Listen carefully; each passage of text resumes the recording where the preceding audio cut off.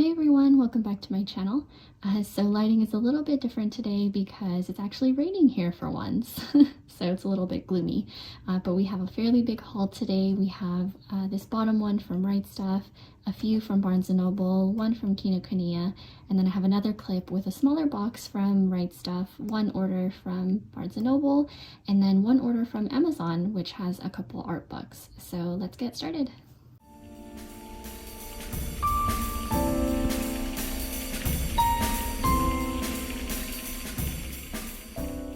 So first is this Barnes & Noble order, and it's the second omnibus of Noragami Stray God that has volumes 4, 5, and 6. The cover is super vibrant and colorful, which always makes me rethink my decision to get the omnibuses rather than the singles, but it's okay. I'm saving a bit of money by going this route. I haven't started reading this yet, which I know I'm slacking considering a lot of people enjoy this series. I believe both the manga and anime. But the art is amazing, as you can see from all these colored illustrations, which I'm not sure if any of those might be covers from the singles, but I can't tell you my impression of this yet, or even what it's remotely about, except that it has a god who takes on odd jobs. I have been in a supernatural action adventure kick lately, and you'll see why with one of the other series I picked up later in this video. So I feel like I'll enjoy this, but we'll see. Next package that I am struggling to open, and you can see how hard I'm pulling. But it's the Savior's Book Café Story from Another World, Volume 4.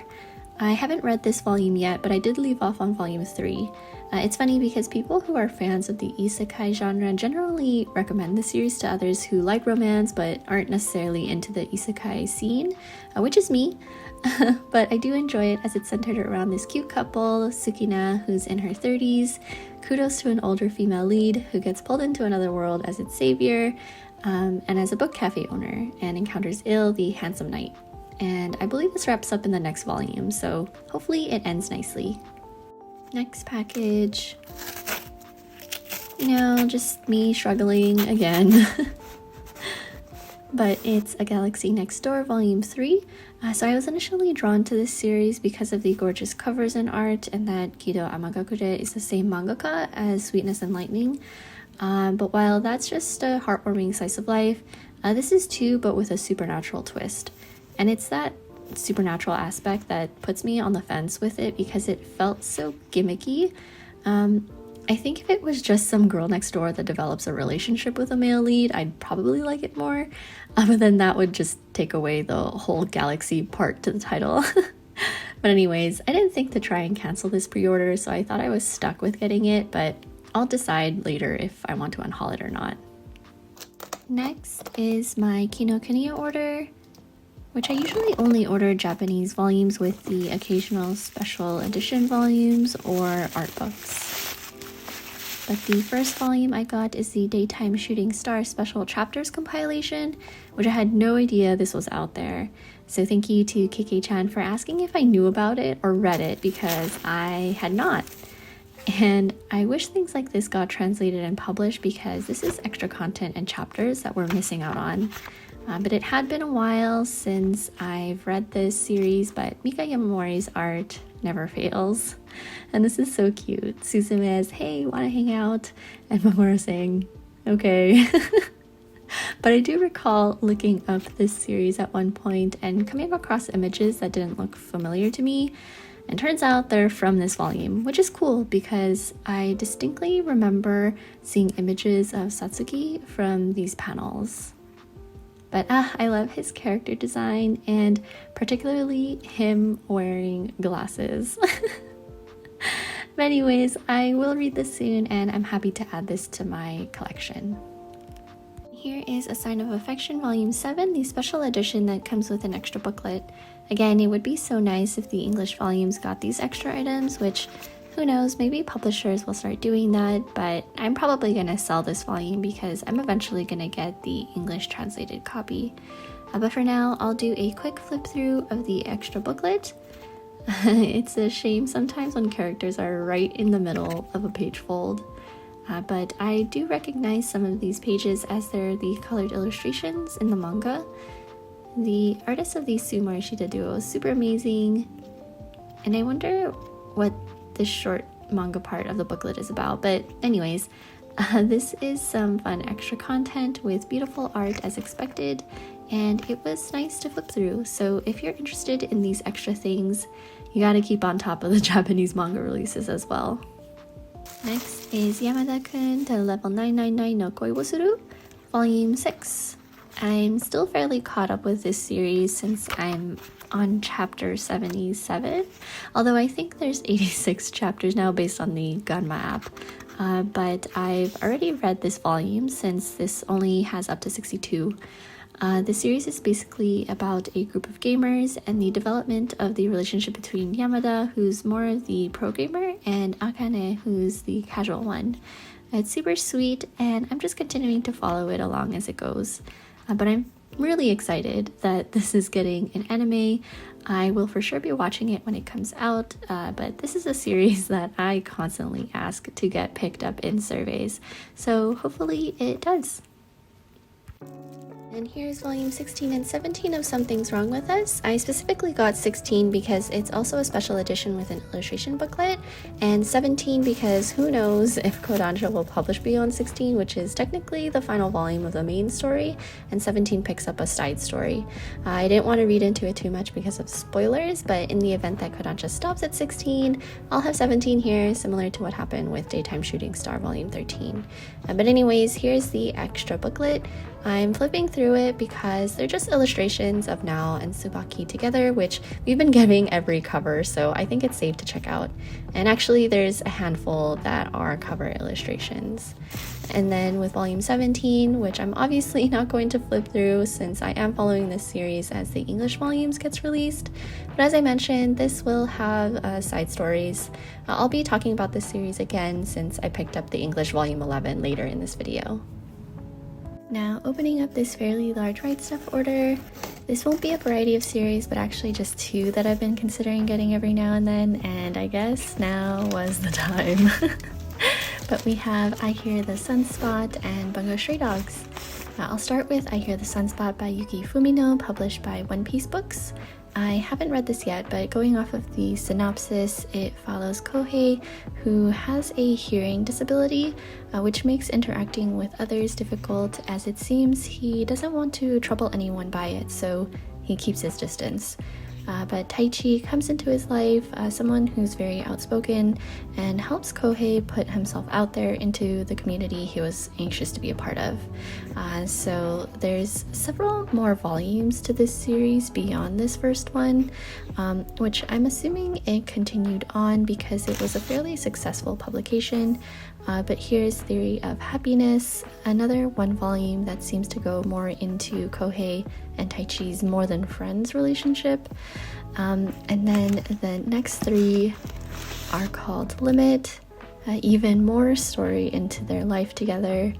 I was actually looking online and it seems like there's even more after Limit. That one is called Four Seasons, which apparently is still ongoing. So just reading the summary seems like there will be some drama introduced between this couple, but all the covers are so pretty and the spines are really beautiful.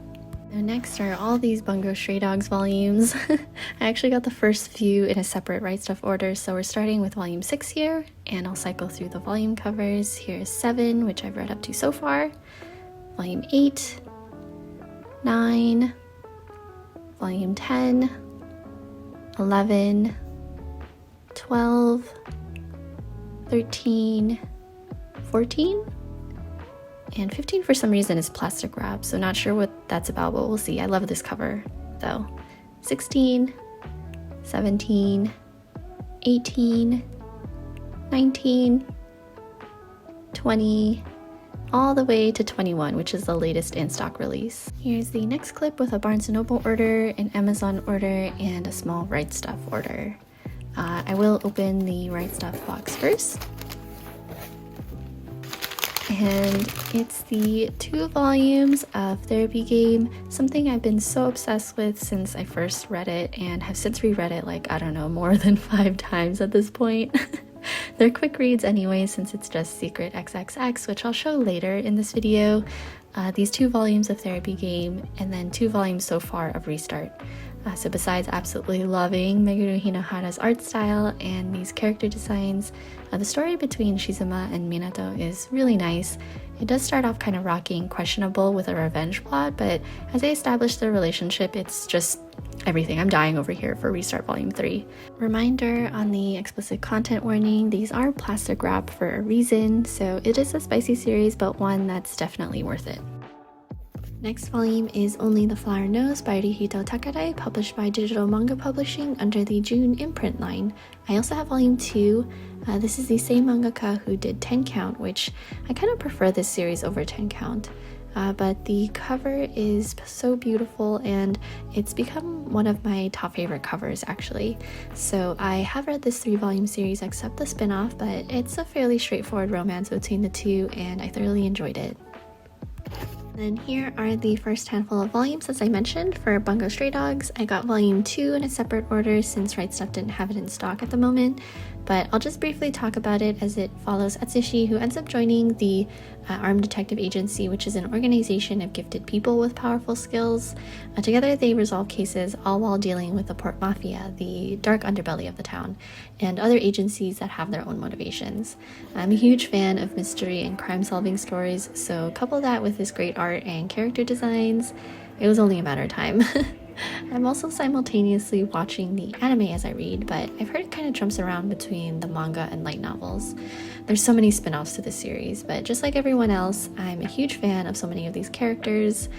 Dazai floating with his legs in the air, now I know why his Nendo has a pose like that. I will warn that he talks about suicide a lot in a lighthearted manner, so keep that in mind. Next couple of volumes I learned through one of Liddy's videos. I saw the covers and was immediately like, wait, I have to check this out. You can probably tell that this is an isekai. As I mentioned before, I'm not really an isekai person, but the art drew me in.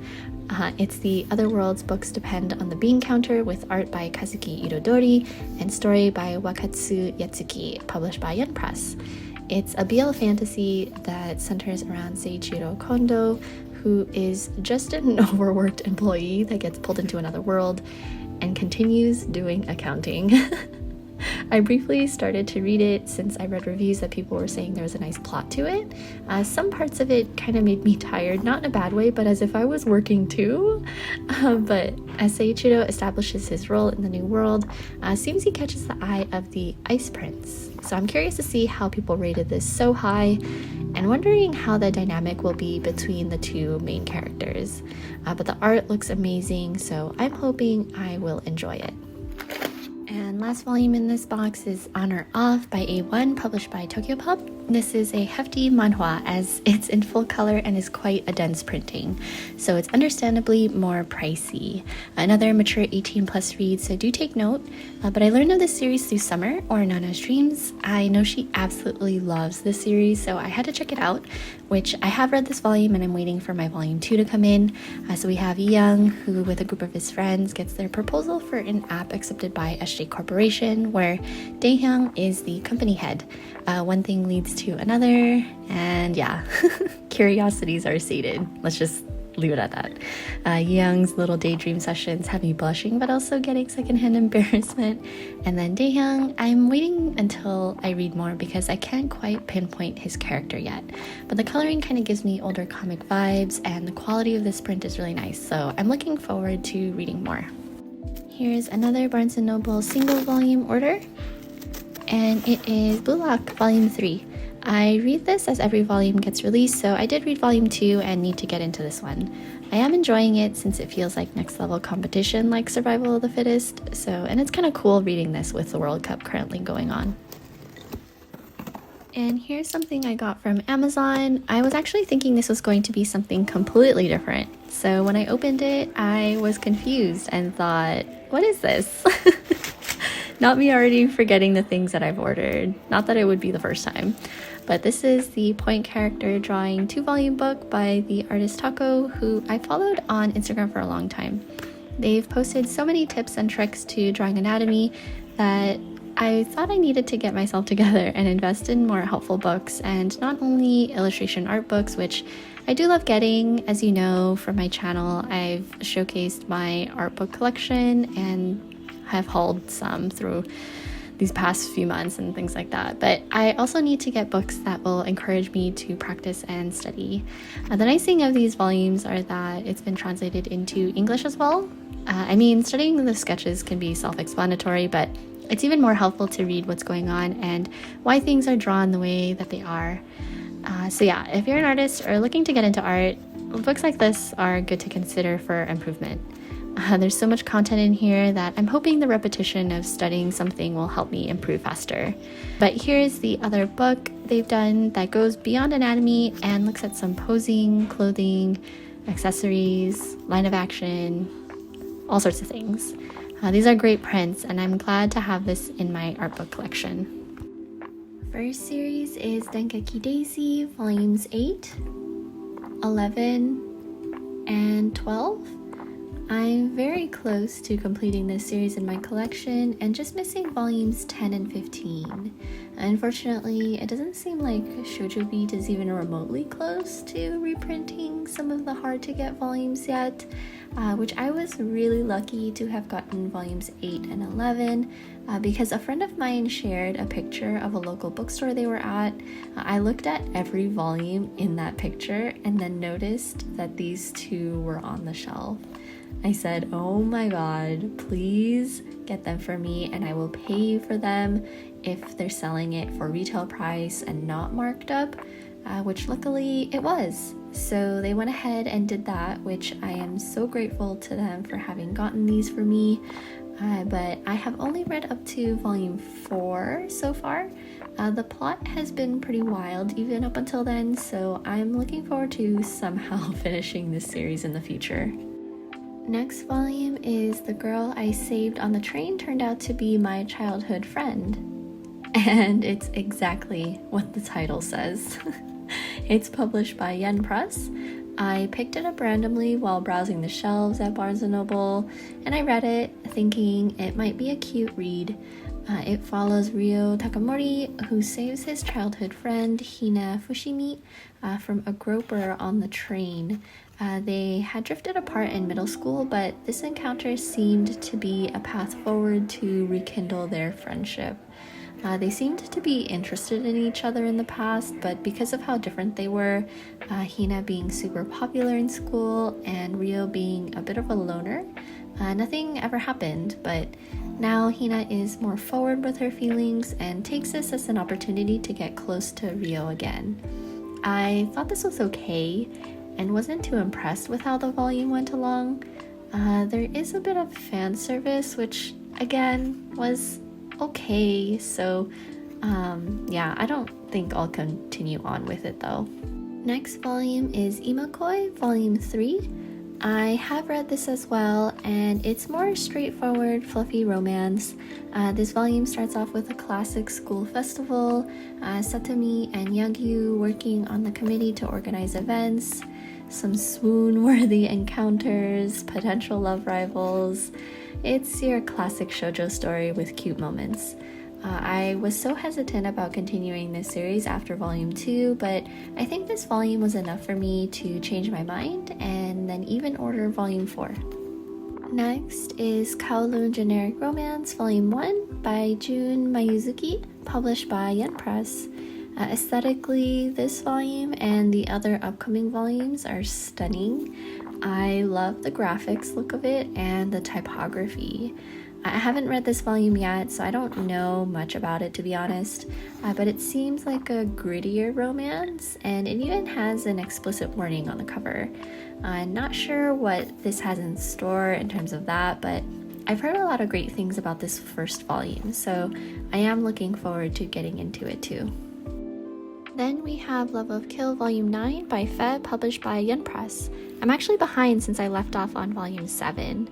I did recently finish watching the anime, which is practically a straight adaptation of the manga, but I will say that I much prefer the manga to the anime. Most times I don't mind either, but I think because of the many cliffhangers in this story, I feel the anticipation more while reading the manga. Probably because while watching the anime, I already knew what was going to happen. I will say though that the opening song is super catchy. But anyways, I'm really enjoying this series. Ryungha still remains a bit of a mystery to me, even with what's happened so far up to Volume 7, but the dynamic between him and Chateau is so good. Definitely looking forward to catching up on this read. Next is My Love Mix-Up Volume 5. I know many of you might be like, oh my god, you haven't started reading this yet? Well, because yeah, I haven't started reading this series yet, but here I am with Volume 5. But from what I've heard, it's gone towards the BL route, which if that's the case, I'm all for it. I've been going full force into the BL universe, so I'm assuming this is a lighthearted mix-up that leads into this group of friends unsuspectingly catching feelings for each other. So I'll leave it at that until Volume 6 comes in, and maybe by then I'll have read the first few volumes. Or maybe I'll just wait for when Volume 9 comes out, since that's the final volume. Next is Phantom Tales of the Night, Volume 3 by Matsuri, published by Yen Press. I think Yen Press is the publisher I have the most series from, and I think they really are my favorite publisher out there. These volumes and their print quality in general are usually pretty stunning, at least the ones that I've gotten. But I've read the first volume and was pretty intrigued with the premise surrounding this innkeeper who allows those looking for refuge or help from these supernatural encounters to stay at his inn, but at the cost of a valuable secret of theirs. It seems fairly episodic for now, but this series has been going on for some time at 10 volumes released here, with a volume 11 still on the way, and a final couple chapters released this past month in November.